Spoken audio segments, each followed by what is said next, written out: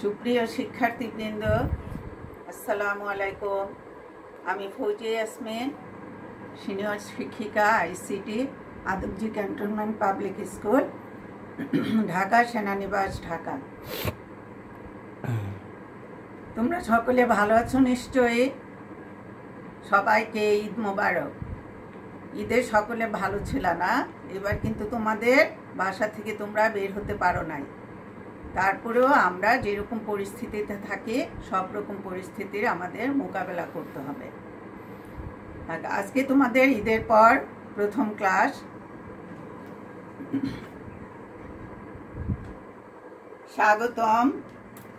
স্বাগতম তথ্য যোগাযোগ প্রযুক্তির ভুবনে।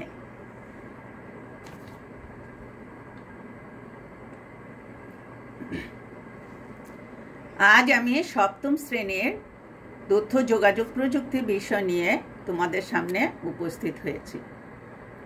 আজকে আমি আলোচনা করব পাঠ 12-13,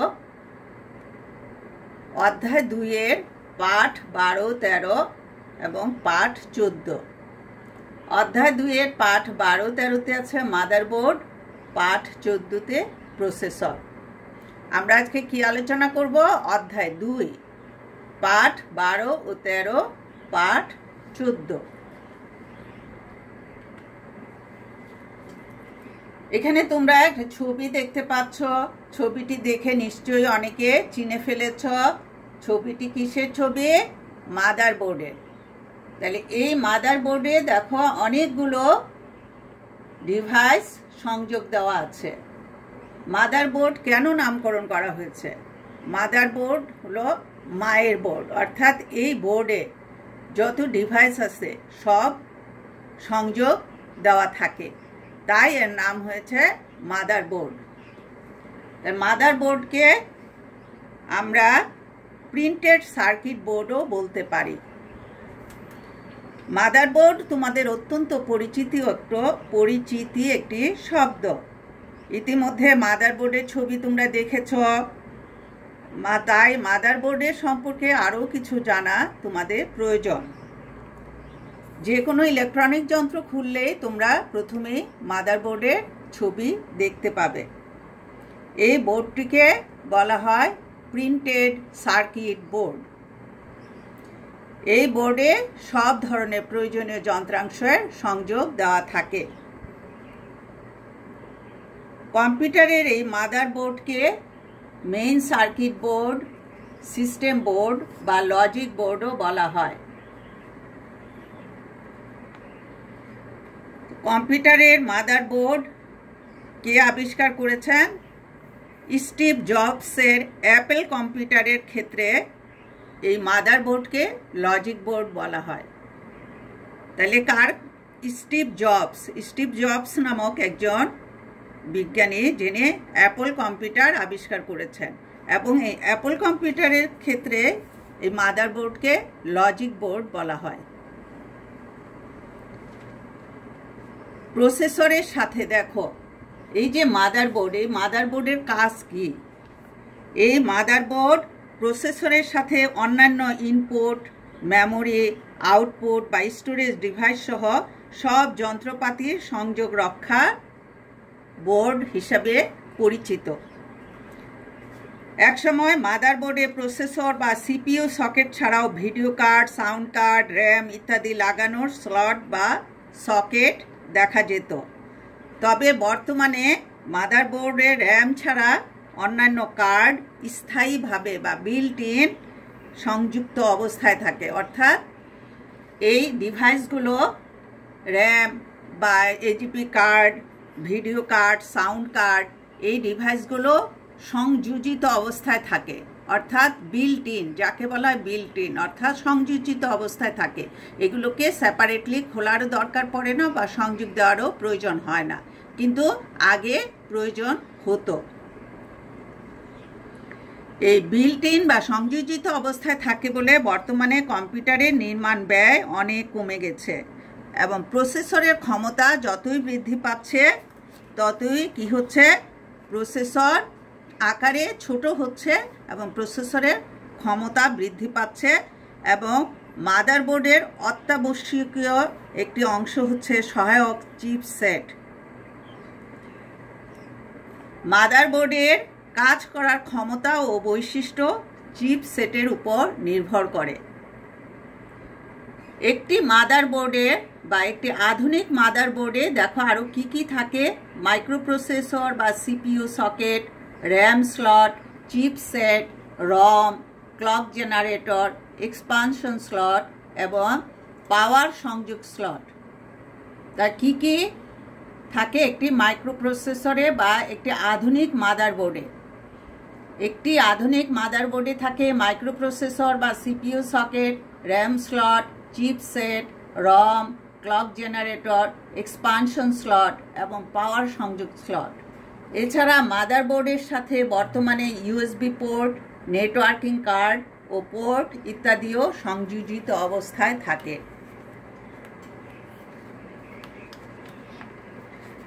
তাহলে বর্তমানে কি থাকে? মাদারবোর্ডের সাথে ইউএসবি পোর্ট, নেটওয়ার্কিং কার্ড এবং পোর্ট এগুলো সংযোজিত অবস্থায় থাকে।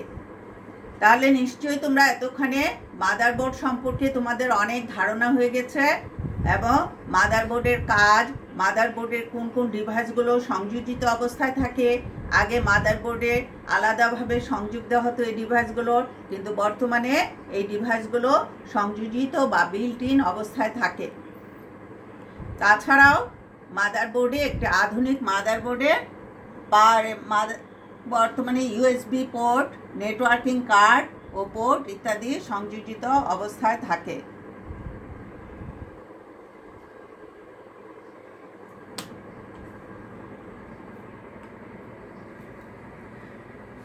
এখন আমরা আলোচনা করব প্রসেসর।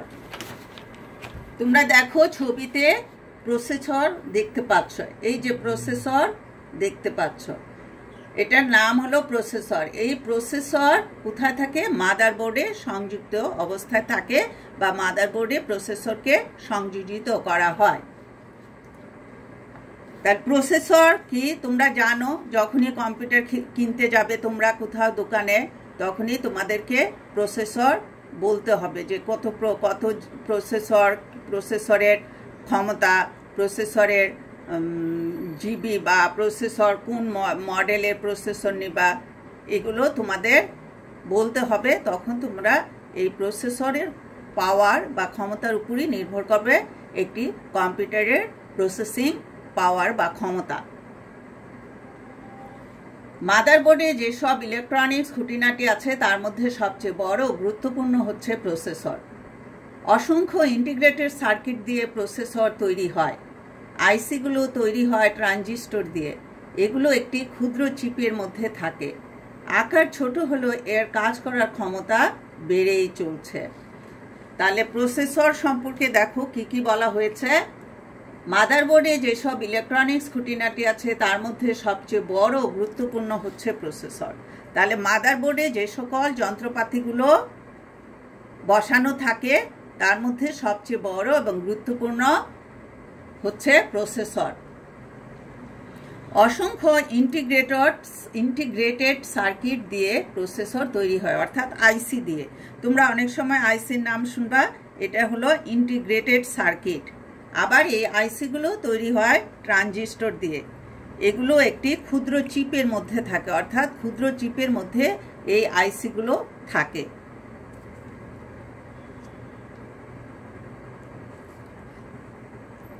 কম্পিউটার, মোবাইল ফোন বা যে কোনো ধরনের আইসিটি ডিভাইসগুলোর মধ্যে যে কোনো ধরনের আইসিটি ডিভাইস আমরা যখন ব্যবহার করব, যে কোনো ধরনের আইসিটি ডিভাইস সম্পর্কে আমরা যখন জানব, তখন এগুলোর মধ্যে সবচেয়ে গুরুত্বপূর্ণই হচ্ছে প্রসেসর। প্রসেসর ছাড়া কোনো ইনপুট বা ডেটা প্রসেসিং করা সম্ভব না।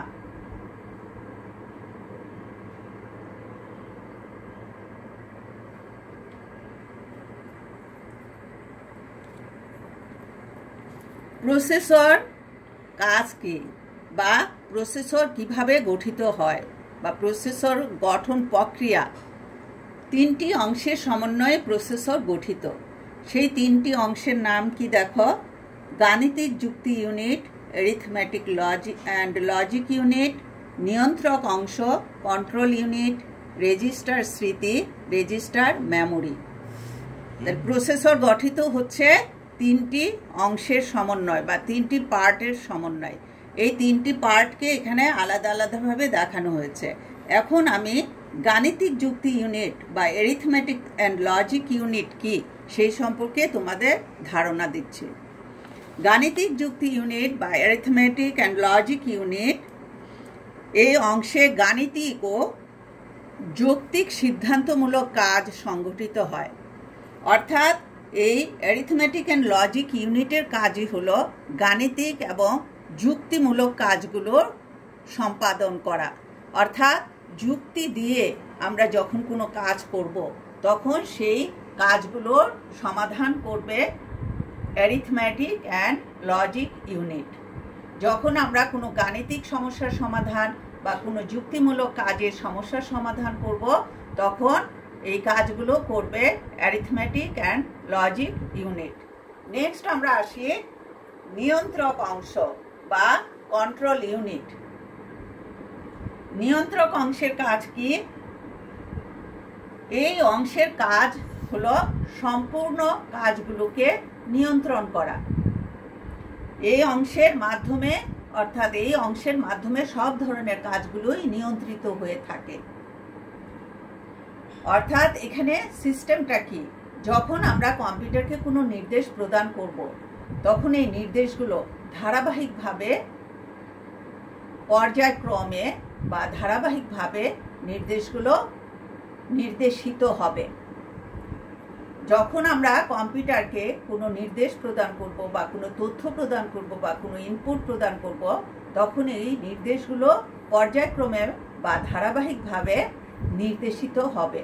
এই নির্দেশনার কাজগুলোই করে থাকে নিয়ন্ত্রক অংশ বা কন্ট্রোল ইউনিট। নেক্সট আমরা আসি রেজিস্টার স্মৃতি বা রেজিস্টার মেমোরি। আমরা রেজিস্টার মেমোরি বলতে কি বুঝি এখন সেই সম্পর্কে জানব। এটি ছোট আকারের অত্যন্ত দ্রুত গতির অস্থায়ী মেমোরি বা স্মৃতি।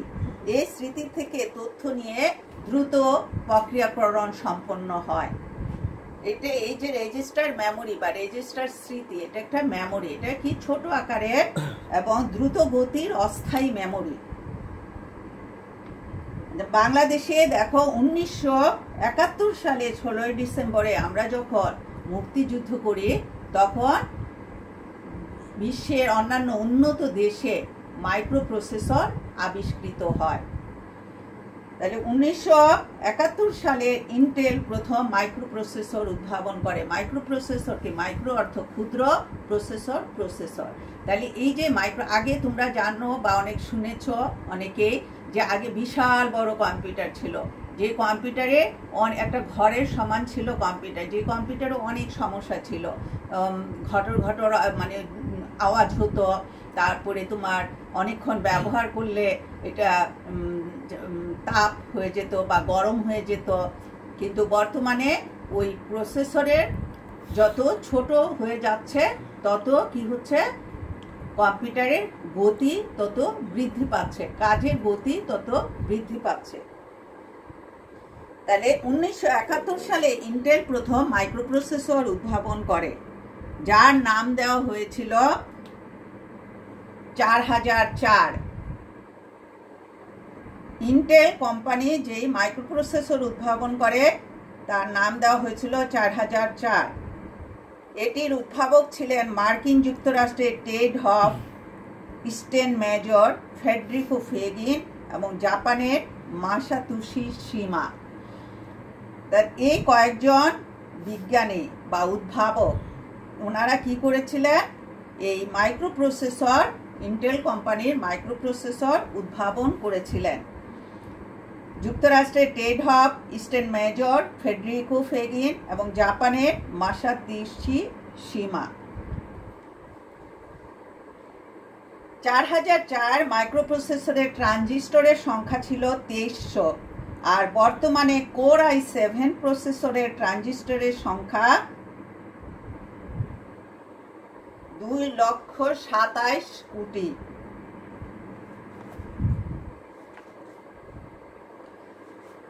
আমরা দেখো এই যে মাইক্রোপ্রসেসর কিভাবে কাজ করে, তোমাদের মনে নিশ্চয়ই প্রশ্ন জাগছে